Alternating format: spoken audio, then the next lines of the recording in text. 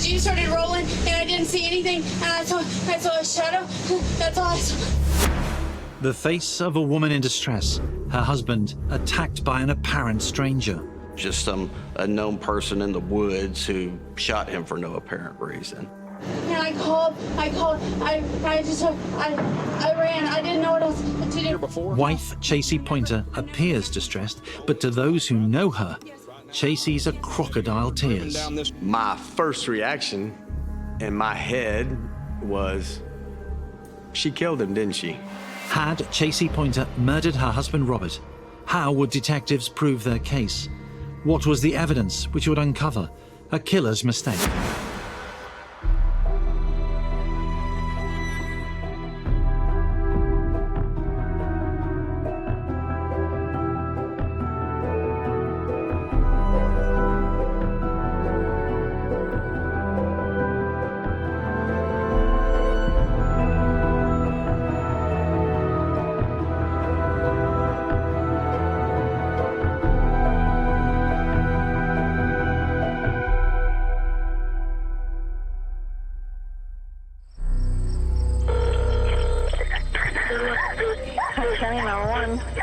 Okay, calm down. Where are you at? An ambush on a remote dirt road. Tell us what happened. I heard a shot, and the Jeep started rolling, and I didn't see anything, and I saw a shadow. That's all I saw. Robert Pointer has been gunned down, his distraught wife Chasey the only witness. You want to go help me? My Jeep is stuck in the back, around the corner, and he's been shot in the head, please.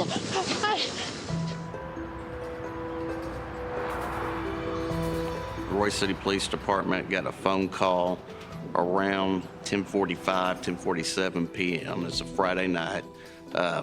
Lady, they could barely hear anything. She's running. They hear her breathing heavily. They get a ping from the 911 where her cell phone is. It's off County Road 2595, which is just south of the Roy City High School. The county road doesn't even really appear to be a county road. It looks more like a field. They go out there, and they respond very quickly. They're on scene less than 3 minutes.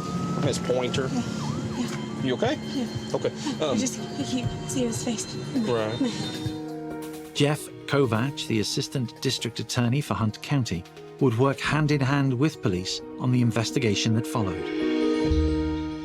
They get out there and they see a woman. She has blood on her. She's hyperventilating, saying that somebody shot her husband down the road. He's around the corner.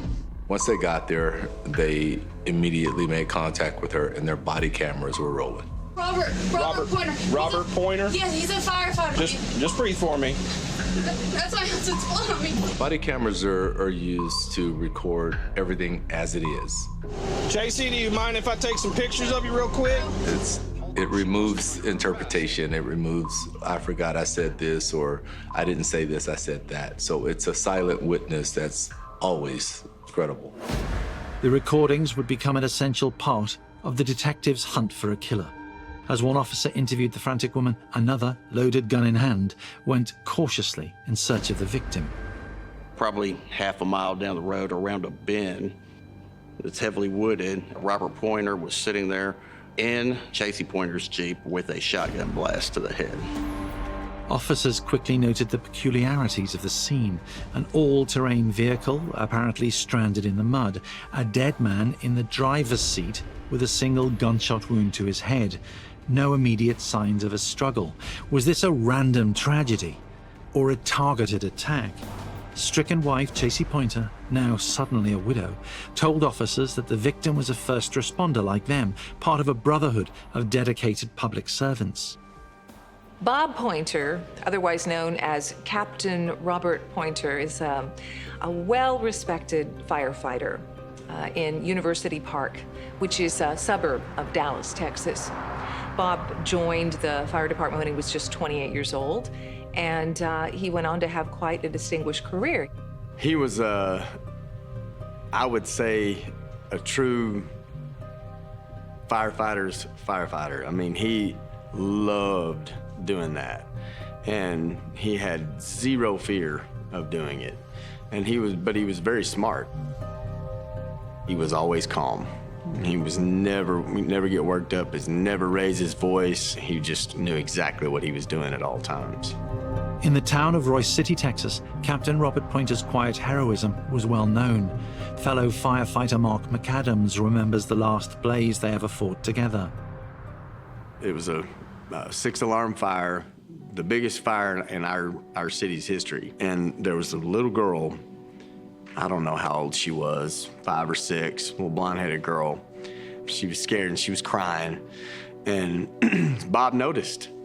And there's a picture of him, and he's sweating, he's hot, and he's bending down, and he's hugging the little girl who he didn't even know, just letting her know, hey, we're fine, everybody's okay, we're safe. And that's who he was. Captain Pointer met his first wife, Amy, at high school. Bob's just, a good guy. He has married his childhood sweetheart, Amy. The couple tied the knot in the late 80s. Together for 20 years, they had 2 daughters, Nicole and Natalie. Man, he loved his girls. He would literally work his fingers to the bone for those girls. And he would take every opportunity he could to work extra jobs, to work extra hours, to work overtime, to do whatever he could to earn money. And that money was always for his girls.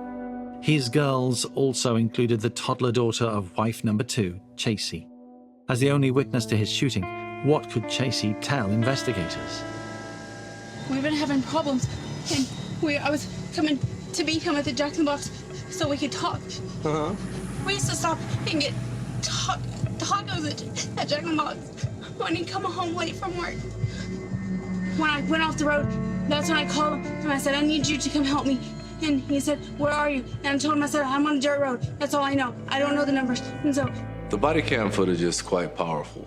It shows her panting and nervous and every emotion that she has. Breathe for me, Miss Pointer. Calm down and breathe for me, okay?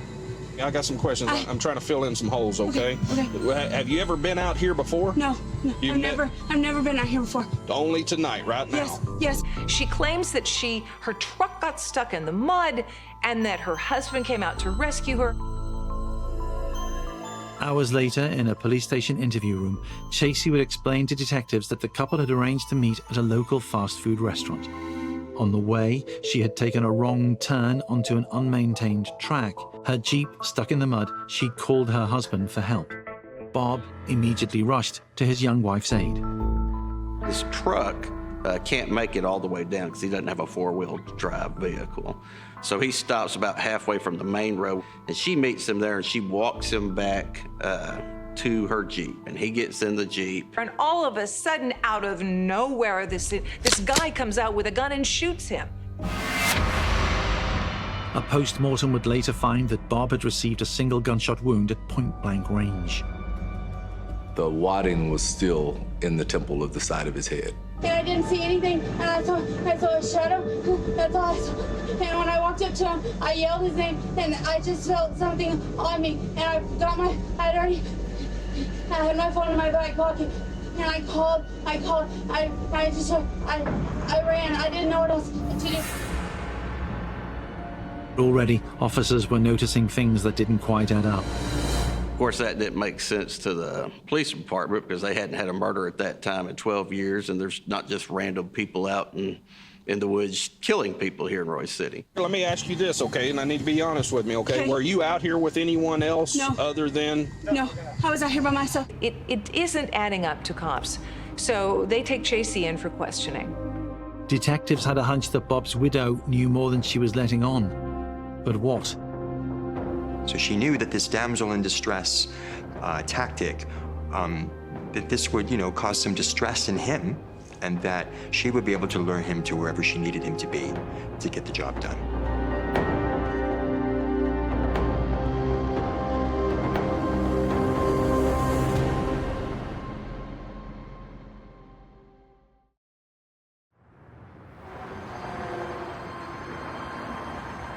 In the USA, men are far more likely to be killed by someone they know than by a stranger. Detectives investigating the death of a respected firefighter naturally examined Bob Pointer's personal life, starting with his 7-year marriage. Chasey and Robert didn't have the most ideal start to their relationship. They started off as an affair. Bob and Chasey start seeing each other around December 2007. Bob was still married then to his childhood sweetheart, Amy, but not for long. One of their daughters found out that her father was cheating on their mum. Nicole tells Mom that Dad's having an affair with this other woman. The other woman was younger, closer in age, in fact, to his teenage daughters than to him. It didn't stop her setting her sights on the popular captain. The team investigating Bob's murder discovered that what Chasey wanted, Chasey tended to get. Chasey Tyler Mormon is a 20-year-old nurse's aide, and she's a flirt. She's been hanging around Bob's fire station, checks to see when Bob's gonna be there, makes sure that he sees her, and little by little, she worms her way into his life. She was younger, and she told him things he wanted to hear, and she knew exactly what she was doing. So she was the one that pursued him, and she really, really pushed it. And unfortunately, Bob, he took it all in. Brian Frederick is a criminologist who has studied the Chasey Pointer story. He believes that Chasey saw Bob as a challenge. So once Chasey Pointer set her sights on him, right, all bets were off. I imagine the fact that he was married and maybe unavailable was sort of a game for her, you know. And if she could get him away from his wife, that would be a true test of her ability to have some sort of control over him. The scheme was a success. Bob and Amy's 20-year marriage fell apart. By May 2009, Chasey was pregnant with Bob's child. December 28th, 2009, Chasey and Bob get married. They've been seeing each other now for 2 years, and now they have a little child together. The honeymoon period, if there ever was one, wasn't to last.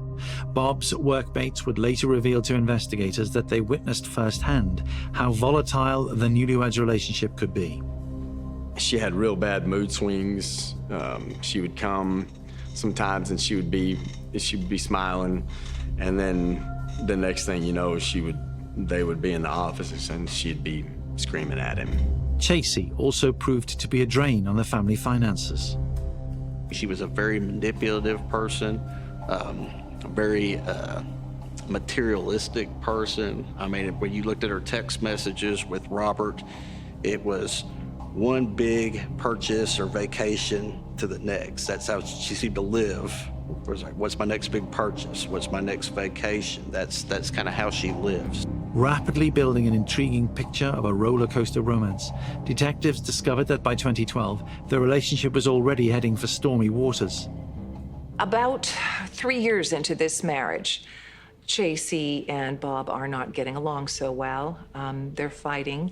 It was pretty evident that there were problems. You could see it, and in phone conversations, conversations they would have at the fire station.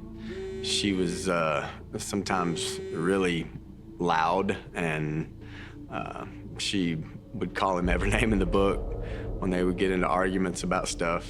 Chasey would later confess in a police interview that she and her husband had been growing apart. She transformed her physical appearance and had been pursuing interests that did not include Bob. She says Bob doesn't find her as attractive anymore, but she's getting this renewed sense of confidence, and she starts going out to the nightclubs and hitting the bars and meeting men. Chasey Pointer lost a lot of weight, and she started getting attention from all these other men. She starts meeting a lot of men, and not just meeting them, but she's hooking up with them. Just from knowing her, how, from the stories I heard from Bob, she was always about her first. She even left their 4-year-old in the care of Bob's teenage daughter, Natalie, while she went out to meet lovers. She's so bold that she actually has Natalie stay at home to babysit the 4-year-old child while she goes out cheating on her dad. Chasey didn't seem to have too much concern about being caught, and that could be because she was just brazen or because she was wanting to be caught, but she would do things like leave her Facebook open with messages that can easily be read by anyone. And in an ironic twist of fate, just as it had been one of Bob's daughters who exposed his affair with Chasey, it was also one of his daughters who spotted provocative messages from Chasey to another man on the screen of her open laptop.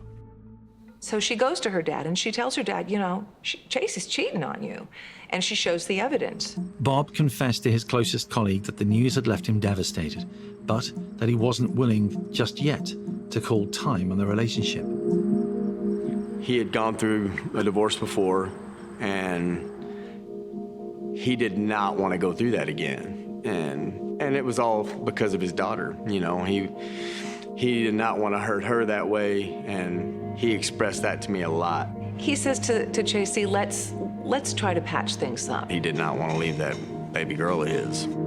Taking statements from the deceased firefighter's friends and family, detectives built a picture of a marriage that had by 2016 turned seriously sour.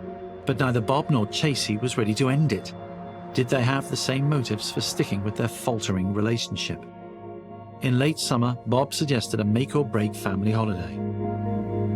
Plans this vacation to Mexico, and he tells his friends at work, we're really going to try to work things out. I'm taking her on this romantic trip. Robert had found out that Chasey had been cheating on him a few days prior to the vacation, but they went down there anyway to try to, work things out one last time. And from what we could tell, it just didn't go very well at all. She was texting two of her different men that she was having affairs with constantly over this time period. So it appears whatever they wanted to accomplish, or Robert at least wanted to accomplish in Mexico, did not happen. So it doesn't appear to have been a very successful, from his point of view, vacation and bringing the family back together. He called me the day they got back, and he told me then, he's like, that's it. When he called me, I just said, hey, how's it going, brother? And he said, not good. That's it. Contacting my lawyer. Bob didn't seem really sure where his relationship was going in September. He emailed his divorce attorney. At the same time, he was text messaging Chasey, trying to find out if they could talk and get together and reconcile. He files for divorce, but he doesn't actually go through with it. It looked to detectives as though Bob still had hopes of saving the 7-year-old marriage. What they didn't yet know was if Chasey Pointer had wanted the same thing, or did she have something else in mind? She probably delighted in being this person who ran these long cons and came up with these plans and was able to get away with them.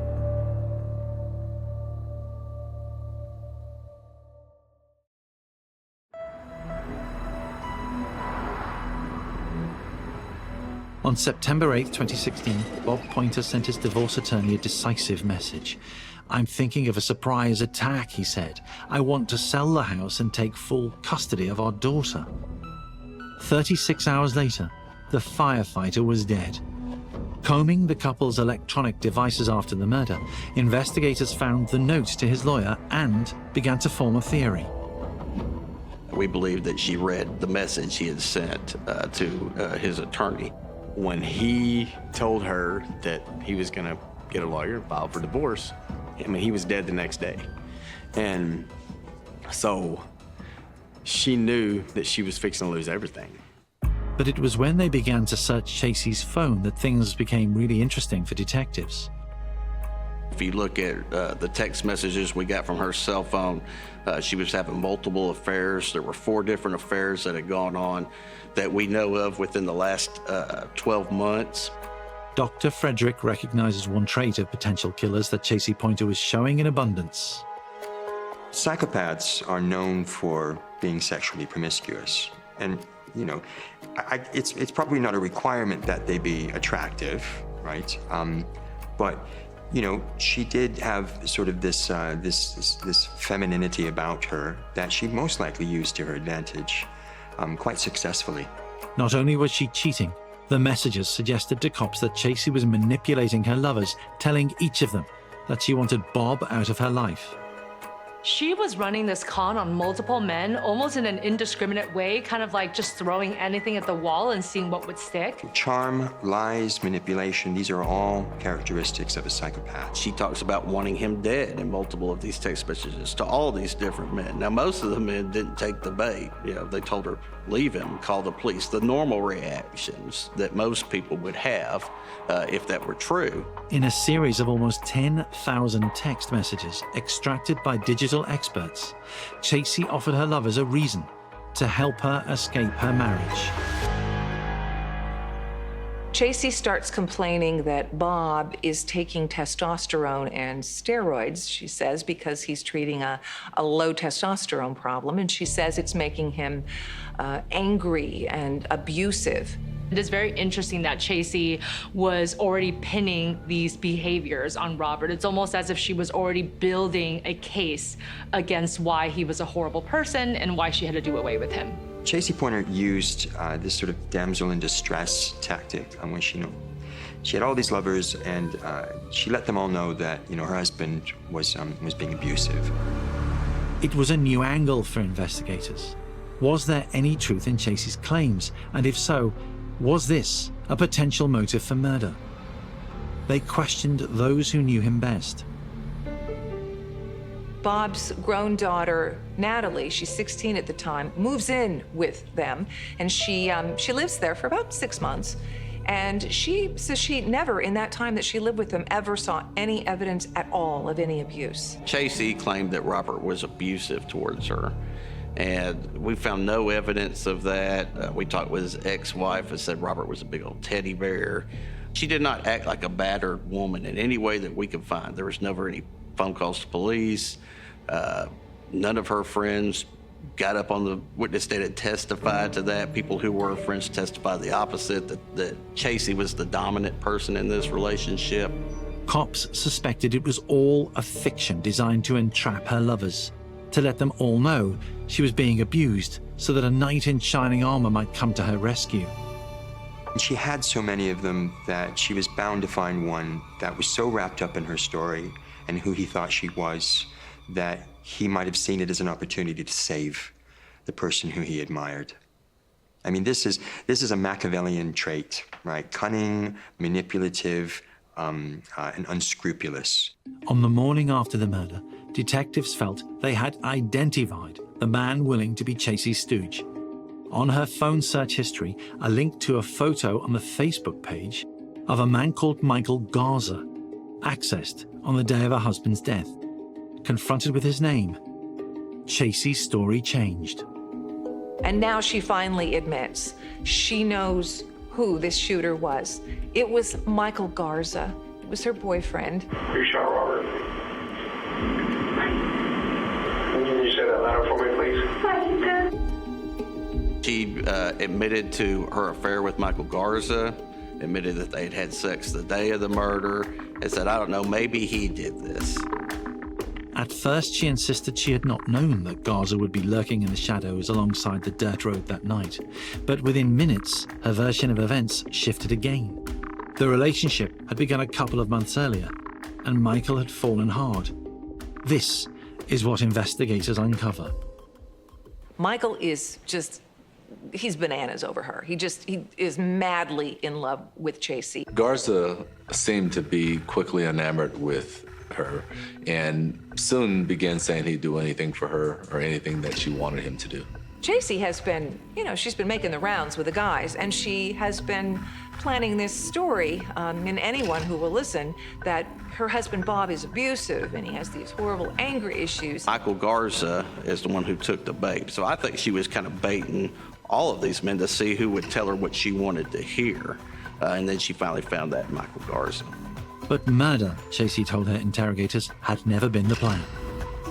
During this interview, she told police that she wanted Bob to know what it's like to be bullied. She claimed that Garza was supposed to show up just to threaten Bob and tell him to leave her alone. Was this version of events believable? Had Michael Garza really gone rogue? The scheme Chasey laid out for detectives was an elaborate one. On the evening of September 9th, Chasey had contacted her husband. Chasey texts Bob and she says, yeah, I think we can really work this out. She says, I really love you, Bob. I really do. And she's texting in all caps, emphasizing that. Over the next couple of hours, she engages in these text messages with Bob, kind of like a cat and mouse game. And she's laying out this trap. Her plan was, she told him, we're going to meet up at Jack in the Box in Royce City for late night tacos. And that's something that they used to do. So he worked long hours and he might come home late at night and he would bring home Jack in the Box tacos for her. And then some more time goes by and she says, I'm almost there. The GPS says I'm 3 miles away. 15 minutes later, Bob sends a text message and says, long 3 miles. In fact, all of this 2 hours worth of texting back and forth, this little game of hers, she never had any intention of meeting Bob at a restaurant. She's actually been having sex with Michael Garza all afternoon, all night, and they have a plan. Chasey set in motion a plot to lure Bob to a remote rural spot. She goes to this place on County Road 2595, which is a very secluded area. It's not a regularly traveled road. From there, she sent Bob another message. She needed his help, she said. She pretended to get her Jeep stuck. Bob, by nature and being her man, immediately responded to help her.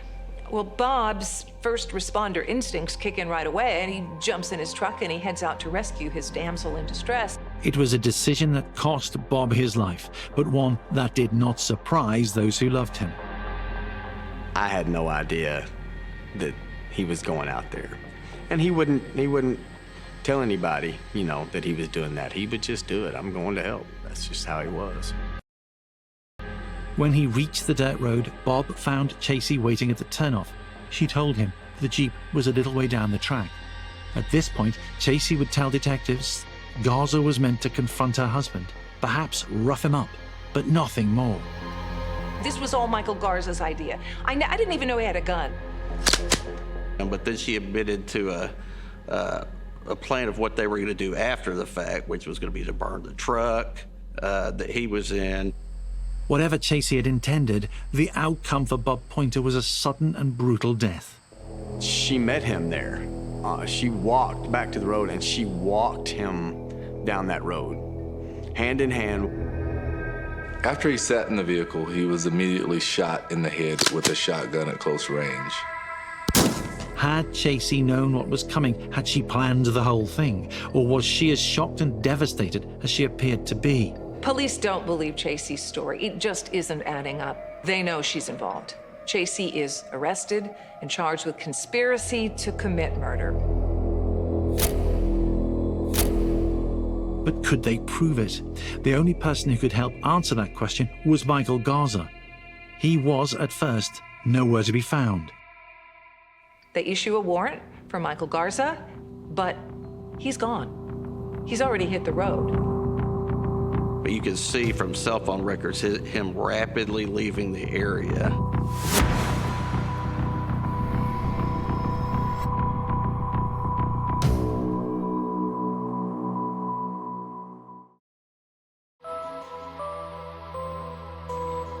After shooting Captain Robert Pointer dead, Chasey Pointer's boyfriend Michael Garza was quick to skip town. After she calls 911, he goes back to his house. He gets in his truck. He's a long-haul truck driver, and immediately starts contacting his boss to try to pick up a route so he can get out of town. But Garza didn't stay gone for long. He goes off for a while, and the murder happened on Friday night. He finds out that people are looking for him, of course. It's on the news, and his family's calling him. He goes back. He turns himself in, but he's not talking. He eventually turns himself in and lawyers up on Sunday. With his lawyer alongside him, Michael Garza refuses to talk. Detectives still had nothing concrete to prove who was responsible for Bob Pointer's death. Police still need some hard evidence to connect Michael Garza to the murder. And then 5 weeks later, they get it. A farmer finds a shotgun out in his field. That shotgun was traced back to Garza's brother. We had his Facebook photo, which he quickly took down, but we got it before he did, of him holding that shotgun. So for Michael Garza's case, it was a big piece of evidence that we had. We also found shotgun shells that were fired by that shotgun on Michael Garza's front porch and the flower bed around it. So for him, it was a big piece of evidence. Presented with the evidence, Garza turned on Chasey. Whenever you have these types of cases where two people work together to commit a murder, they're going to point the finger at each other. It's all that other person's fault. Michael Garza insisted Chasey had acted alone. His story was basically that he hadn't seen Chasey since sometime around 9:30. He thought she was abused, so he gave her a shotgun and some man-killing slugs, and that she did it all herself. Chasey, meanwhile, was sticking with her story. What she tried to do was say that this was basically all Michael Garza's plan, and that she had nothing at all to do with it. Who killed your husband? Who shot Robert?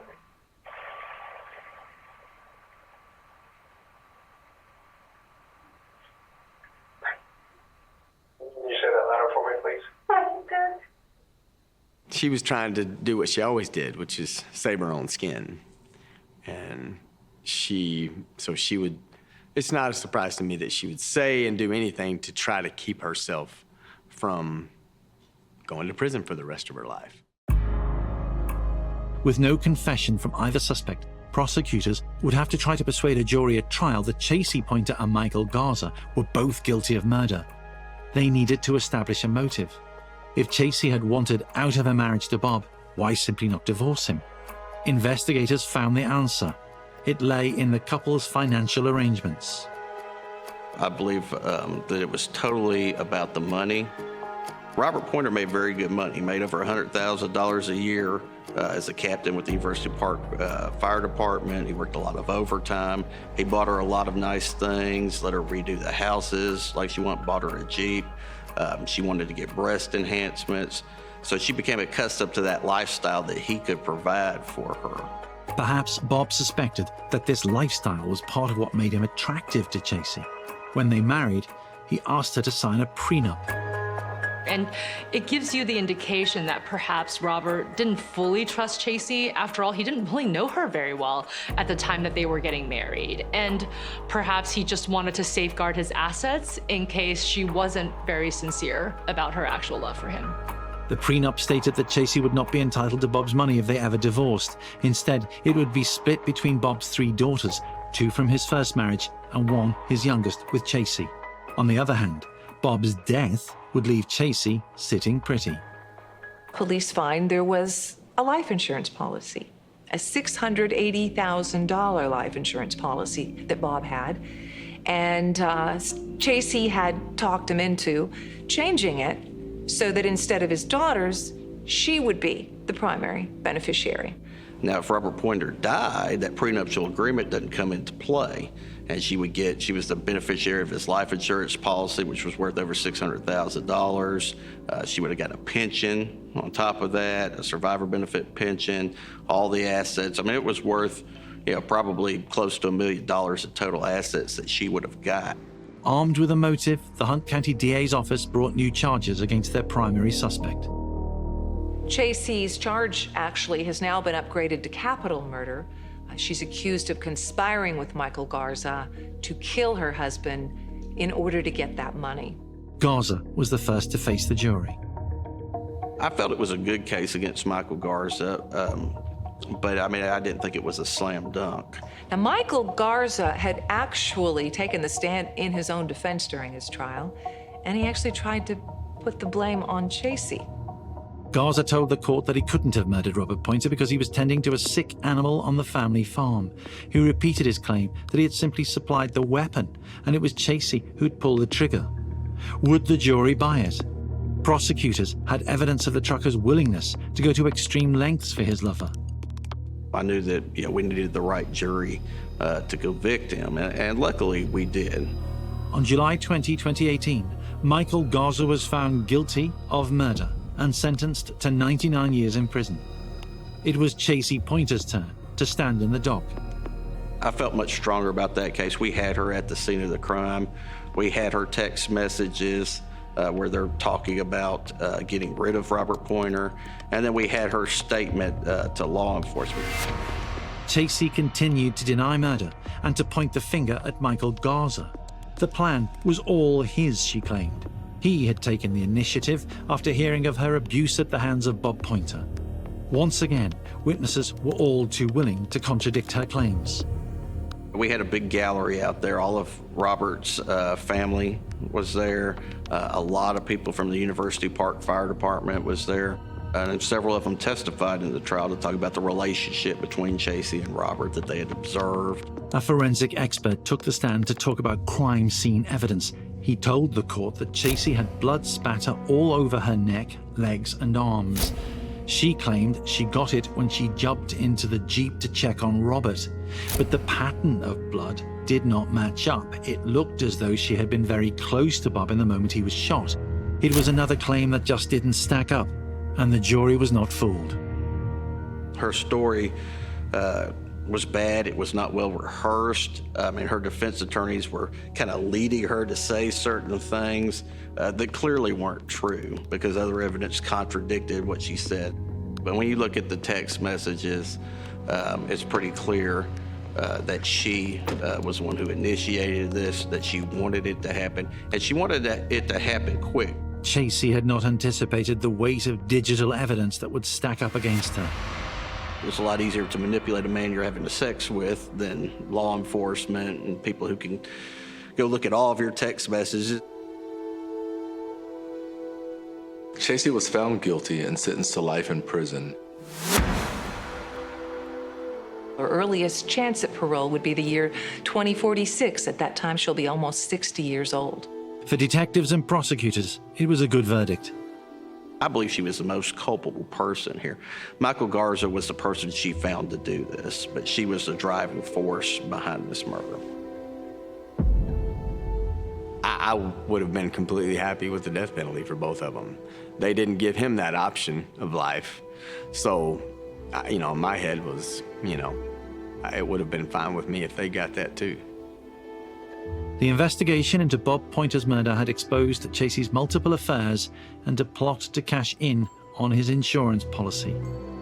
On the very night that Chasey was having her husband, Bob, killed, she was actually texting with another lover and planning to hook up with him later that night.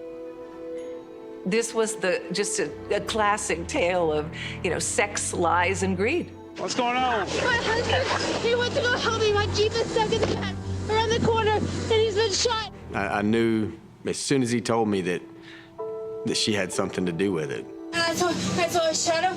That's all I saw. And it just, as soon as he told me, it struck me that that's who it was. I didn't know all the details, but I knew she had something to do with it. I think you're full of crap. I want to pull the trigger. I don't know who pulled the trigger. With Bob's scheming wife jailed, the insurance money went to his 3 daughters. She was the biggest liar that I've ever seen in any 11 years of doing this. And she was pretty good at it for a while. I don't know if she did it. I don't know that. When you talk to her family members, they didn't seem surprised that she did this. I think that says something. They knew from a young age that she was an awful person. She may be in that sociopath category, just couldn't feel anything for anybody but herself. The opposite of her much-admired husband, an all-American hero. He was a class act, a true brother in the fire service, a great dad, and he's just a good man overall and a good friend, and I miss him every day.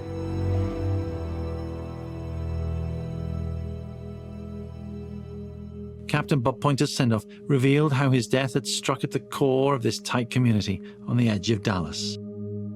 His funeral on September 15th, 2016 was very emotional and very beautiful. It was attended by his fellow firefighters from the University Park Fire Department, as well as firefighters and police officers from all over the state of Texas. They came to pay their respects. I don't even know how to describe it. It was, you've never been to a firefighter funeral, just, you know, all the bagpipes and the other firemen and police officers, you know, from the surrounding communities coming, and just seeing his, you know, family, his mom, who's, you know, one of the sweetest ladies ever, and watching, you know, the distress on her face and his daughters. At the end, they always ring the bell. It's like you know, they set the tones off, and where his time is over, you know, and that was rough, knowing that was it. It was the worst day in my time there, 20 years. Chasey thought that she could seduce, scheme, lie, and cheat her way through life, using one man after another to get what she wanted. Sex, lies, money, and murder. I mean, that's really what this case is about. She used social media to ensnare men as her lovers, to smear her husband Bob as an abuser, and to recruit the man who would one day agree to kill for her. In doing so, she left a digital trail that would one day be unraveled by homicide detectives, a trail that would lead them directly to her door. That was the killer's mistake.